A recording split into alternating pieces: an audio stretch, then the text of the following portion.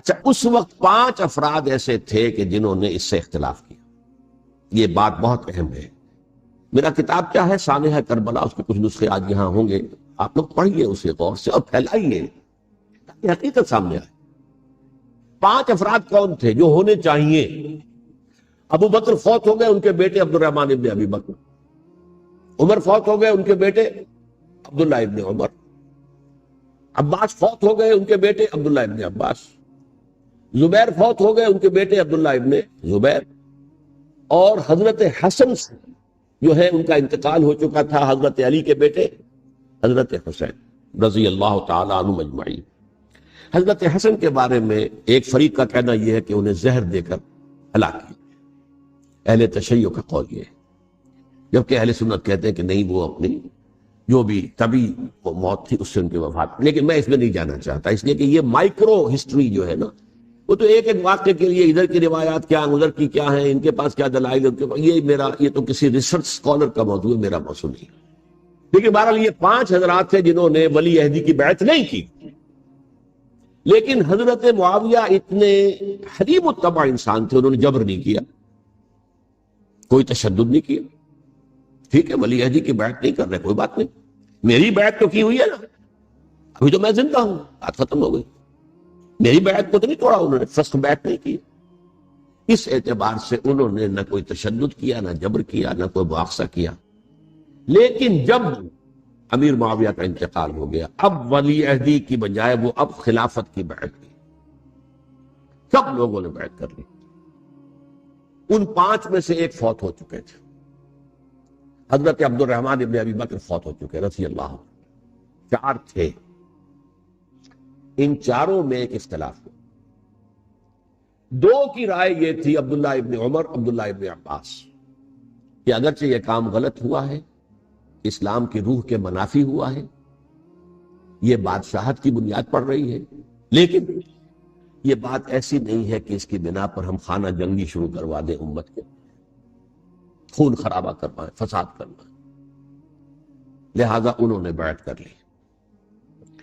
اب کوئی اگر یہ کہے معاذ اللہ کہ وہ بک گئے تھے یزید کے ہاتھوں، معاذ اللہ ثم معاذ اللہ، وہی بات آپ اختلاف کر سکتے ہیں کہ انہیں نہیں کرنی چاہیے تھی، یہ کوئی رائے رکھے، مجھے اختلاف نہیں. لیکن ان کی نیت پر حملہ کریں گے تو حملہ محمد رسول اللہ پر ہوگا صلی اللہ علیہ وسلم. عبداللہ ابن عمر کون ہیں؟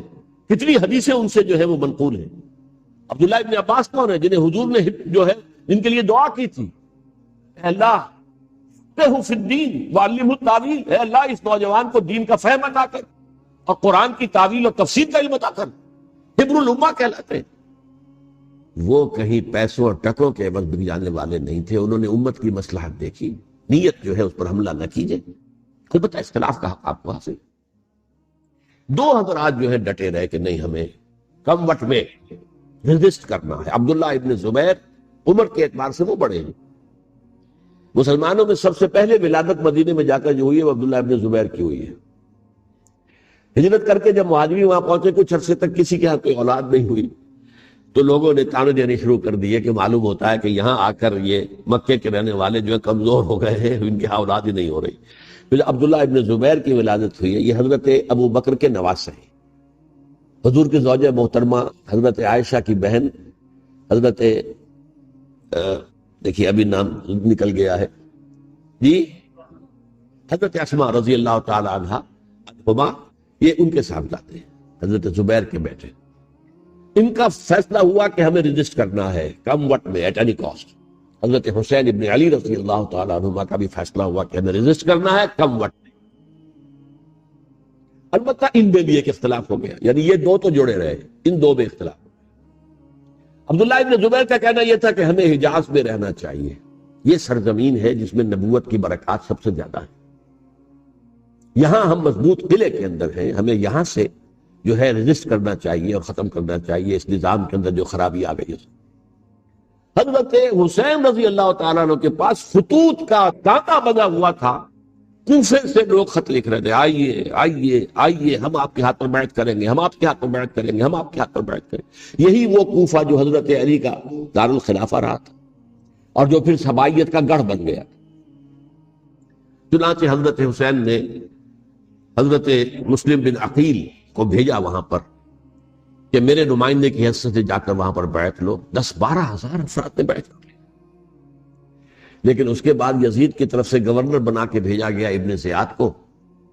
ابن زیاد نے آ کر جو تشدد کیا اور سختی کی تو سب کے سب بیعت توڑ کر اور سب منحرف ہوئے. مخلصین تو وہ تھے نہیں. الکوفی لایوفی، کوفی جو ہے وہ تو کوئی وعدہ وفا کرنے والا ہوتا ہی نہیں. بیعت توڑ دی. فمن نقص فانما ينقص على نفسه. بیعت کے بعد بیعت توڑ دینا بہت بڑا گناہ. توڑ دی. ادھر اطلاع مل گئی حضرت حسین کو، چل چکے تھے، وہ راستے میں تھے کہ وہاں تو مسلم بن عقیل شہید ہو گئے اور سب لوگوں نے بیعت توڑ دی. اب واپس جانا چاہتے تھے لیکن مسلم بن عقیل کے بیٹے جو ہے اڑ گئے. یہ عرب کی اپنی ایک جو ہے پرانی ان کی حمیت اور ان کا قبائلی نظام کہ اب ہم اپنے والد کے خون کا قصاص لیے بغیر نہیں جائیں گے. حضرت حسین رضی اللہ تعالیٰ عنہ کی مروت اور شرافت، یہ میرا ساتھ دینے کے لیے آئے تھے، اب میں ان کا ساتھ نہ دوں تو یہ تو شرافت اور مروت کے خلاف ہے. اچھا چلو چلتے. وہاں جا کر بھی عین اپنے میدان کے اندر بھی حضرت حسین رضی اللہ تعالیٰ عنہ نے 3 چیزیں پیش کی ان کوفیوں کے لشکر کے خلاف. سب سے بڑا لشکر کے اندر سب سے بڑے تو کوفی تھے جنہوں نے بیعتیں کی ہوئی تھی حضرت حسین کے ساتھ. دیکھو مجھے جانے دو واپس حجاز کی طرف، یا مجھے سرحدوں پر بھیج دو تاکہ میں کافروں کے ساتھ جنگ کرتے ہوئے اپنی جان دے دوں، یا مجھے یزید کے پاس جانے دو، میں اپنا معاملہ اس سے طے کر لوں. لیکن کوفیوں کو یہ گوارا نہیں تھا. اگر یہ یزید کے پاس پہنچ گئے تو ہمارا کچا چٹھا بیان کر دیں گے کہ مجھے تو ان لوگوں نے برغلا کا بلایا تھا. اس لیے کہ دیکھیے حضرت امیر معاویہ کے 20 سالوں کے دوران میں بتا چکا ان کی حکومت اتنی مستحکم تھی کہ اس کے خلاف کوئی فتنہ اٹھانا ممکن نہیں تھا، کیونکہ ایک چینج اوور ہوا تھا. اور چینج اوور میں آپ کو معلوم ہوتا ہے کہ ایک جس کو کہتے ہیں every thing is in the melting پاٹ. ابھی تو یہ درمیان کے اندر معاملہ ہے تو انہیں موقع ملا. سر اٹھایا حضرت حسین رضی اللہ تعالیٰ عنہ کو، جو خطوط لکھے جس کے کہ تھیلے کے تھیلے اور بوریوں کی بوریاں بھری ہوئی حضرت حسین کے ساتھ تھی، وہ کہا کہ آئیے ہم آپ سے بیعت کریں گے. انہوں نے نہیں مانا. اور اصل میں حضرت حسین کے قاتل وہ کوفی ہیں، وہ بزدل، وہ منافق جنہوں نے بیعت کر کے بیعت توڑی. اور اب وہ آ گئے کہ اگر یہ حسین رضی اللہ تعالیٰ عنہ بچ کر کہیں یزید کے پاس پہنچ گئے تو پھر ہمارا کچا چٹھا جو ہے وہ سامنے آ جائے گا اور ہماری پھر شامت آ جائے گی. لہذا انہوں نے قتل کیا حضرت حسین کو رضی اللہ.